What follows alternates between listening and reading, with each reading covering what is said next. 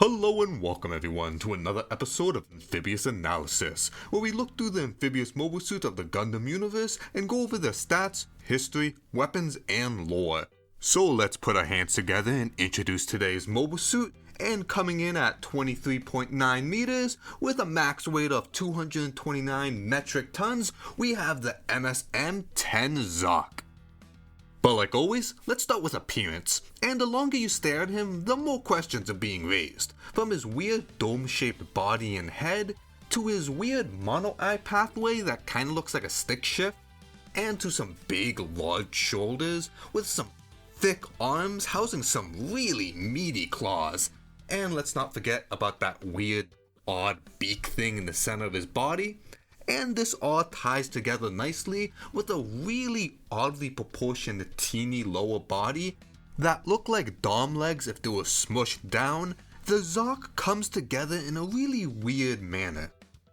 But there is a purpose for this, well, mostly, because the Zock does get weirder.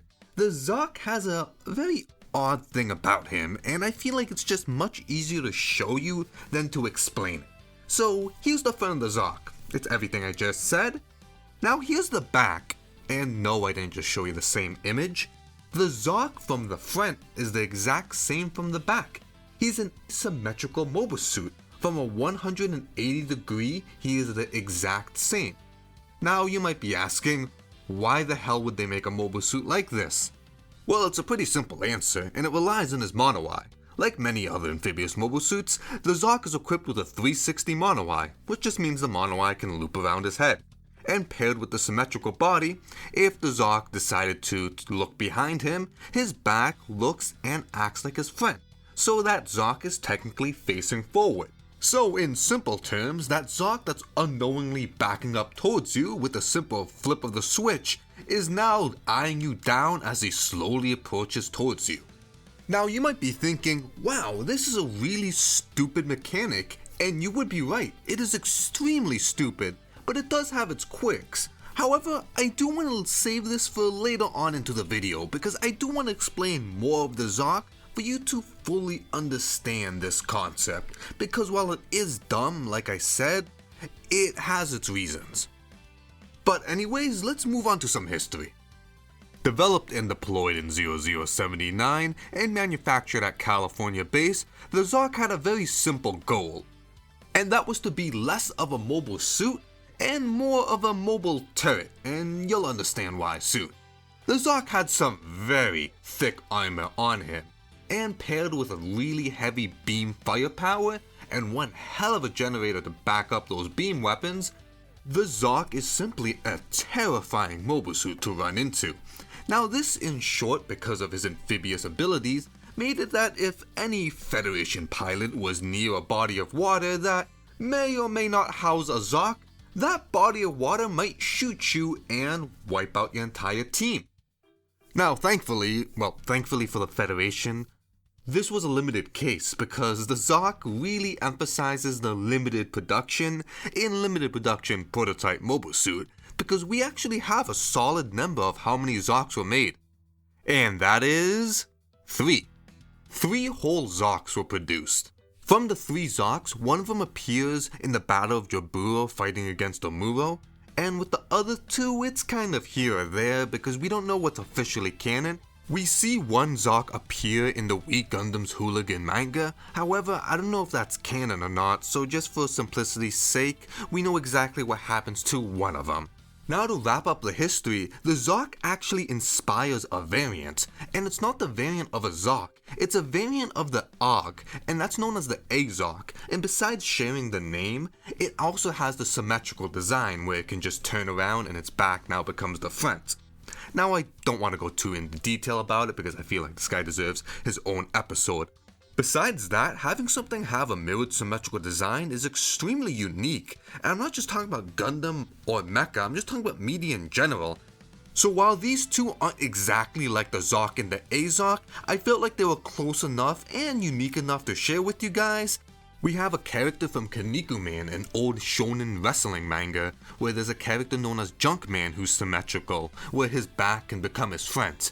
And don't think too much in detail about it because it's really weird, so let's move on. And finally, going back to Gundam, but specifically Gundam 00, we have the Reborn's Gundam, where from his back, after just a flip of the switch and a few moving parts later, the Gundam's back now becomes his front, but instead of becoming the Reborn's Gundam, he becomes the Reborn's cannon. Now let's head on over to some stats and numbers. Now the Zock stands at 23.9 meters, and this makes the Zock one of the tallest amphibious mobile suits of the 1 Year War, and just one of the tallest mobile suits in general. There are very few mobile suits that can look down at this guy. Now for weight, Tubby over here comes in at a hefty 229 metric tons at max, and 167.6 metric tons empty. Now this is more than 3 times the Zaku 2. Now coming to no one's surprise, the Zock's movement isn't the greatest. He is a very slow mobile suit. And also, you might be thinking, well, how does he move around? Well, obviously these stubby chubby legs. He must waddle around like a gog. Well, no, the Zock is way too good for that. You see, the Zock has the same mechanic that the Dom has, and that's the hover system. These small chubby legs somehow produced enough thrust to lift this guy off the ground, which is hilariously ridiculous to think about, but Zeon somehow managed to get it to work. Now another funny thing to think about is how little the Zock actually moves. And no, I'm not talking about moving from point A to point B, I'm talking about articulation. Now we haven't gone over the arms, but you can clearly see how they move. This guy's ab crunch, if you want to call it, is in some cases non-existent, but in some cases actually shown that he can bend over. And for his legs, like I said, they're just decorations. So this guy, in short, is just a mechanical brick that has some very deadly firepower, but can't really move around. He's just a giant slab of metal. And this is where the whole mobile turret name comes from, since his best course of action is to find a spot, bunker up, and lay hellfire on the enemy, since your thick armor will keep you safe from most things, and for the 1 Year War, not that many things can match your firepower. And I did realize that I did forget to mention his generator, and that's gonna be a Minovsky Ultra Compact Fusion Reactor, which is the standard Xeon generator. However, his is the extra large variant, and I'm talking about gigantic, since he has a whopping 3,849 kilowatt output. This is 4 times the Zaku 2's, and a little under 3 times the RX-78. Now this thing is pumping out some massive energy, and there's a reason for that, since the Zock has, like I said, some powerful weapons, so let's head on over there. Located on both of the Zock's forearms, we have a pair of iron nails. These are sharp metal blades or prongs that are meant for stabbing and slashing. They're fairly simple weapons and are found in countless amphibious mobile suits. We've covered these before plenty of times and will continue to do so. The Zock's iron nails are clearly thicker and bigger than other mobile suits, and they look like they have a bend to them, being able to be used as manipulators as well, holding and grabbing things. Now the reason for this could be that while other amphibious mobile suits can rely on speed or momentum to use the iron nails, the Zock can't. He has to rely on his weight and size behind every swing, while instead of slashing and stabbing, the Zock's gonna rip and tear when he makes contact. Not only that, because of the Zock's mirrored symmetrical design, these arms have a good range of movement to them, and they're the most articulated thing on him, which is really funny. While different than others and more geared for defense than offense, the Zock's iron nails are still pretty deadly weapons, and paired with his mirrored symmetrical design and his main weapon, the Zock has a pretty good amount of options to defend himself up close, which is pretty surprising considering his role of being a suppression fire or support mobile suit. Similar to the iron nails, the Zock also has a weapon that's common in amphibious mobile suits, and that's going to be a Megaparticle cannon. However, looking at the Zock, you can easily tell his is a little different, and that's because he doesn't have one, nor does he have two.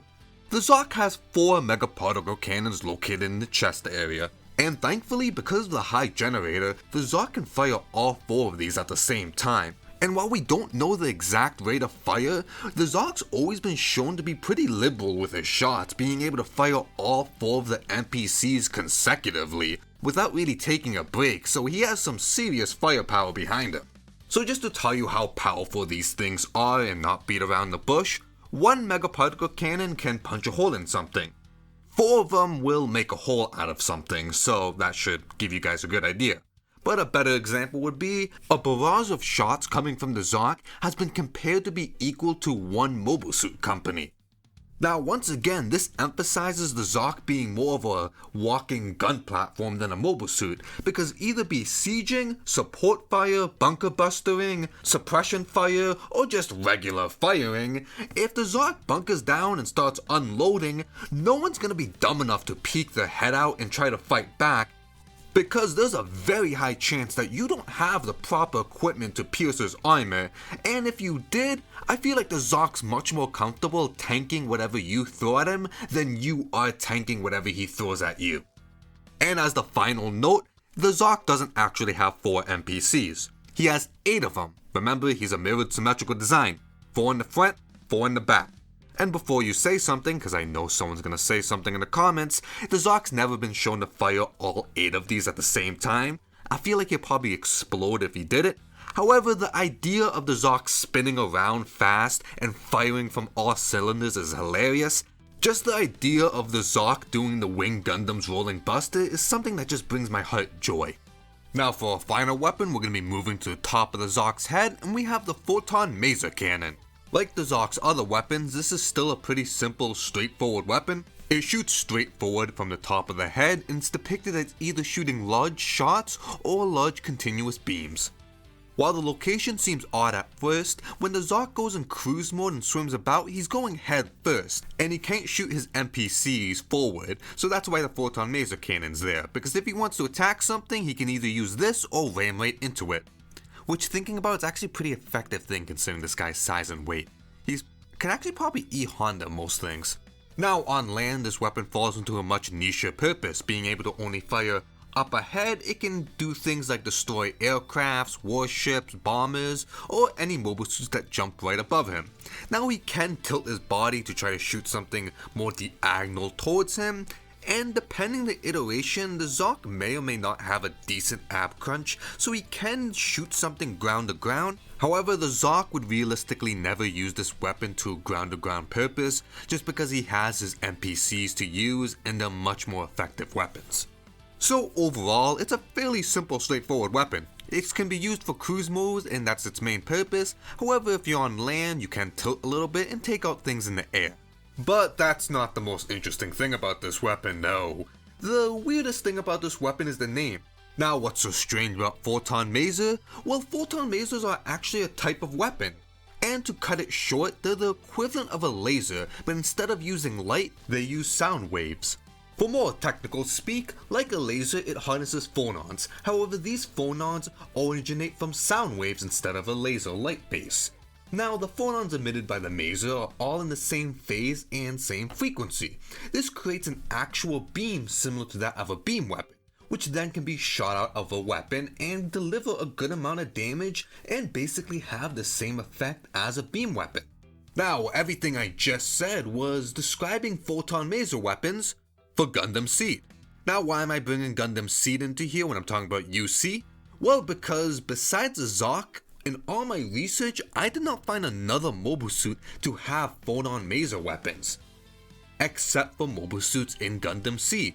Specifically, Zaft has a decent amount of amphibious mobile suits that have Photon Maser weapons. So why does the Cosmic Era have this and not the Universal Century? Well, to keep this very short, because I don't want to go super into detail with this because we'll be here all day, UC uses Minovsky particles. These Minovsky particle beam weapons have shown to be effective enough in water, either being underwater or shot into water, that they did not need to develop an entirely new type of weapon to counteract the effects of water.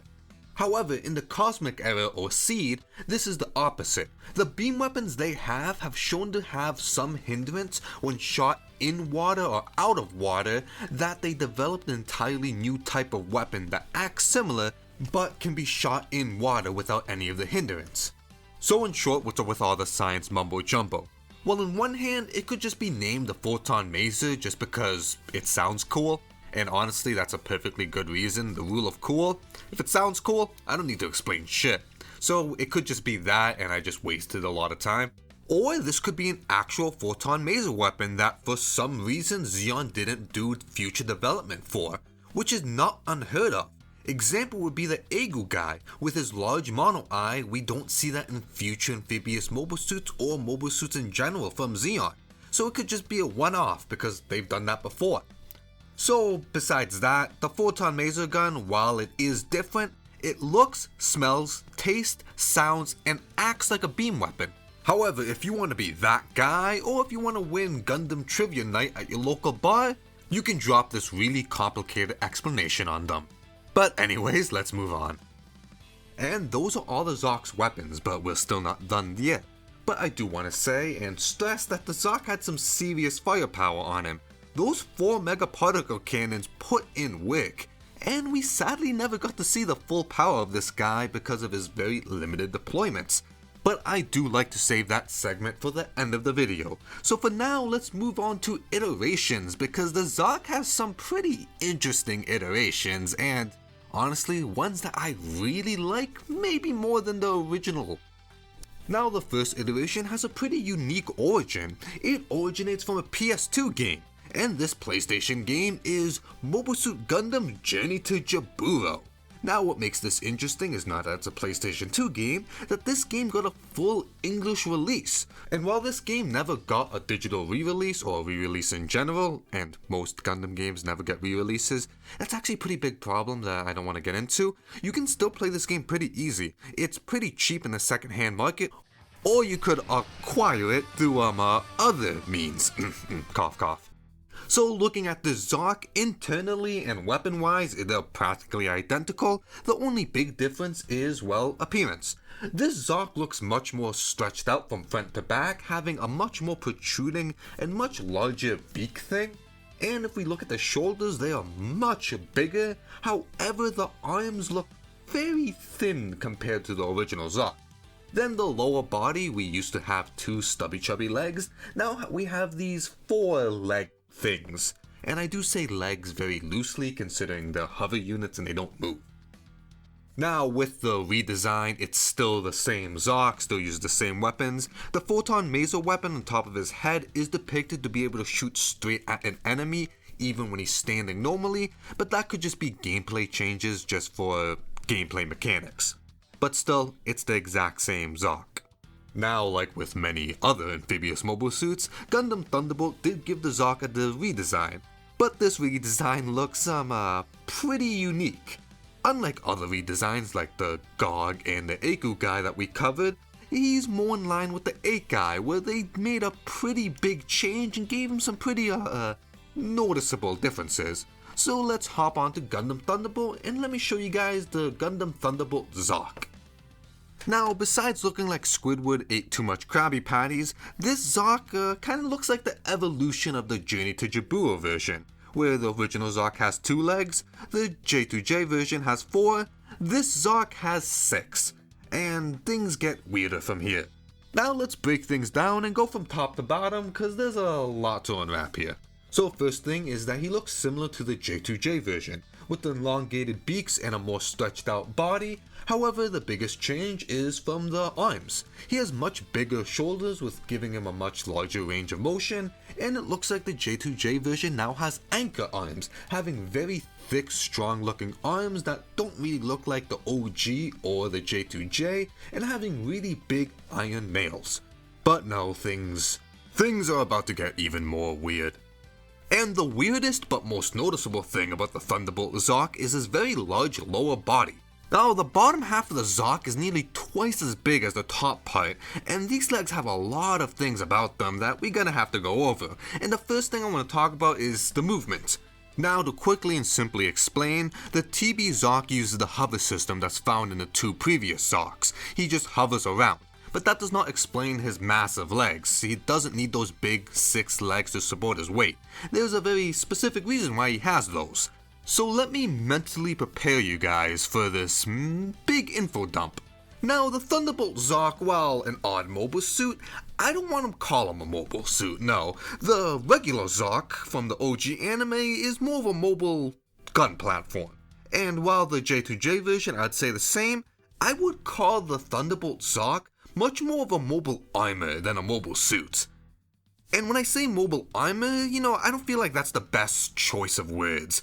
I still want to call him a mobile suit, but I want to add one more word.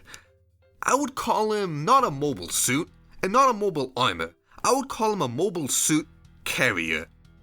You see, 4 out of the 6 legs the TB Zock has, the 2 in the front and the 2 in the back, can each house one Thunderbolt 8 guy. Now, it takes zero imagination to understand how good it is for a large amphibious mobile suit that can go deep into water to transport other amphibious mobile suits. Now, this Zock still is a Zock, so he can easily protect himself with his weapons, and considering the size of this guy, he probably has even stronger, well, not even probably, he definitely has stronger weapons than the other ones do. So you have one hell of a fortress that just gets from point A to point B, drops off his 8 guys with equipment, and they're allowed to do whatever they want without even lifting a finger. This Zock is terrifying. Now, something to take note is that unlike other mobile carriers like ships and planes, they're not well equipped with weapons to really be in the center of action. They just have things to defend themselves. Now you gotta remember with this guy, he's still a Zock. Like I said, he still has some deadly firepower, so once he drops off his 8 guys, he can just follow them around and just be the heavy firepower of the team, giving suppression and support fire from a distance while the 8 guys are doing much more specific jobs. And we can sit here daydream all day, but let's wrap things up. Now, first thing is, can the Zock transport other mobile suits? I don't see why he can't transport other amphibious mobile suits. As long as they're not too huge, either tall or width-wise, they should be able to fit in there. It's just that the 8 guys are very versatile and can fit so many jobs with the right weapon choices that I feel like they're one of the best amphibious mobile suits. But what about regular non-amphibious mobile suits? Well, I don't think that would be a good idea, just because if the Zock's deep underwater and something goes wrong, the 8 guys could escape and they're amphibious so they can just run away, while other mobile suits would... Honestly, just thinking about that is actually kind of terrifying that you're a regular Zaku inside a Zock that's deep underwater.